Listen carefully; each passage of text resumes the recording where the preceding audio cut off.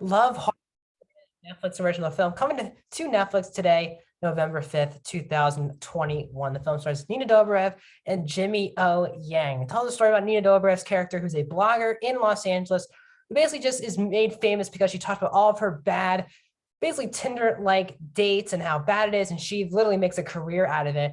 But finally, she feels like she met the right person, and she flies all the way to Lake Placid to meet this person, surprise this person at Christmas. But it turns out it's not the picture that she was looking for. It was Jimmy O Yang, who is a photoshopped himself as this other character who he knows from the area. So she's trying to figure out all these different things to find her true love. The film's an hour and 44 minutes. It's TV 14. Welcome back to a brand new Netflix review here on Mad Clips Movies, our second Netflix movie review of the week. They are really pushing out these movies now. And don't forget, it's November, which means we're past Halloween and it's time for Christmas. It's really the first Christmas Netflix movie of the year. There's many more to come, obviously, down the line. So if you're new to the channel, please subscribe, ring the bell. I do movie reviews, including every single Netflix review every single week for every new Netflix film. Also, I do other movie reviews like Eternals I did yesterday. I also do TV show reviews, streaming platform reviews, movie rankings, all these different things. I'll let you know some other future videos coming at the end of this video. Also, please comment down below. First of all, if you've seen Love Hard, tell me what you like about this film. The film has an 86 audience score. Let me know if you're a part of that or you're not as well. Let me know all your thoughts in a non-spoiler way in the comment section down below. If you have not seen this film, tell me, will you wait for Christmas to start watching Love Hard? Also, please like the video. That's how you support this channel the best. So before we start with my positives, my negatives, and my score out of 5 stars on my rating. So my opinion is that I am going to disagree heavily with critics. And I was really shocked because I heard nothing about this movie coming in, like no reviews, nothing. And then I watched the movie and then I watched some of the critics who I trust, their reviews either on YouTube or written. And I was really shocked how very much I disagree with a lot of these critics and passionately really disagree with these critics. So let's start with my positives. My only main positive with the movie is really this lovable cast that I do think is doing a good job with the material they were given. Nina Dobrev is an actress who I actually really believe is really good. She's really charming. I saw her all the way back in Let's Be Cops, kind of the first thing I can even remember her being in. She was in Dog Days, which is a film that I believe was severely underrated in 2018. No one saw that movie, but I did. And she was also very good in that film, but she does choose projects really bad, like Flatliners and Return of Xander Cage.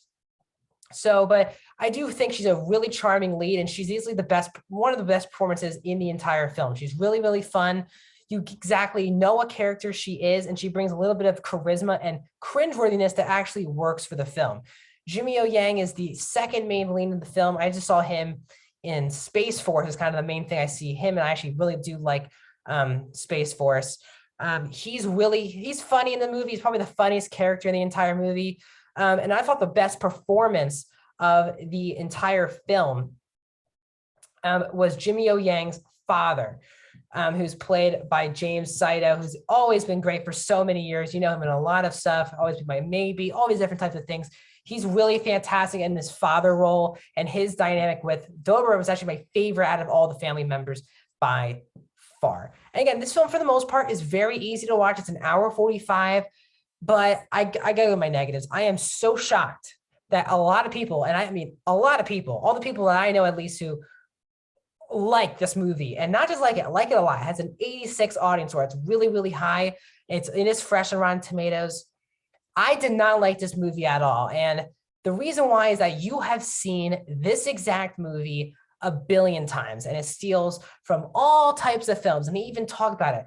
They have a whole debate in the movie between what's your favorite Christmas movie, Die Hard or Love Actually. They borrow heavily from Love Actually, The Proposal, all these different types of films, and it feels just so like a stereotypical Netflix original film. And I was not swayed by any of the critics' thoughts, because this is my own opinion. When I watch reviews after I watch the movie, I just want to hear what other people think and see if they're on the same page as me, disagree with me, or agree with me. Normally, if they were very high or very low, I'm usually fall in the middle, but everyone's very high on this movie, and I'm just not. I just really did not like this movie from start to finish, because it just feels like the most, and I think I just said this about Hypnotic last week. This tops the cake of that even by a lot. This is one of the most cliche movies I've seen all year long. It's really cliche, really stereotypical. You've seen every single scene in another and better romantic comedy movie that you've seen.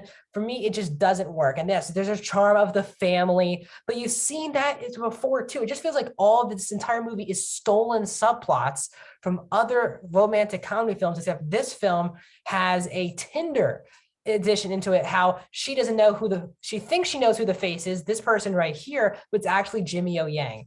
And right when she arrives in Lake Placid and sees Jimmy O Yang, you know exactly how this movie will end. And it's very disappointing because there's no tension, because you know exactly what will happen in the last 15 minutes of the movie. And the other disappointing part, and I said, Nina Dobrev is really great in this movie. The big problem for her character is that she doesn't realize this is happening until the last 11 minutes of the movie. And I timed it because I wanted to know, when does she realize the ending that everyone will know when you watch this movie is actually the ending that will happen? And she does not realize this until 11 minutes left in the film.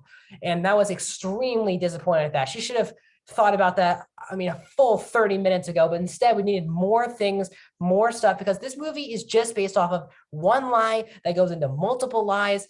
And I just really felt bad for the tag character right here, played by Darren Barnett, who's basically just screwed as a character in this film, because he's basically just used because he's the handsome guy who she wants to eventually date, and she actually uses him she wants to date him, but is using her relationship with Jimmy O Yang to date him. He just gets totally screwed in this movie. Talking about catfish, he gets probably catfished the most in this entire film, and they kind of just forget about him and throw him to the side after one of the biggest scenes in the third act of the film.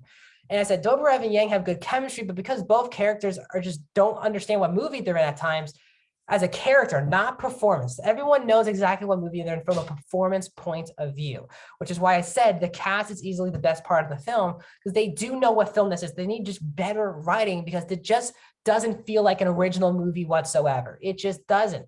And there's no way around it, because it just feels like every scene, you've seen this scene in a better Netflix film or even a better romantic comedy form, because I've seen a lot of Christmas Netflix films and they're normally around the average to bad.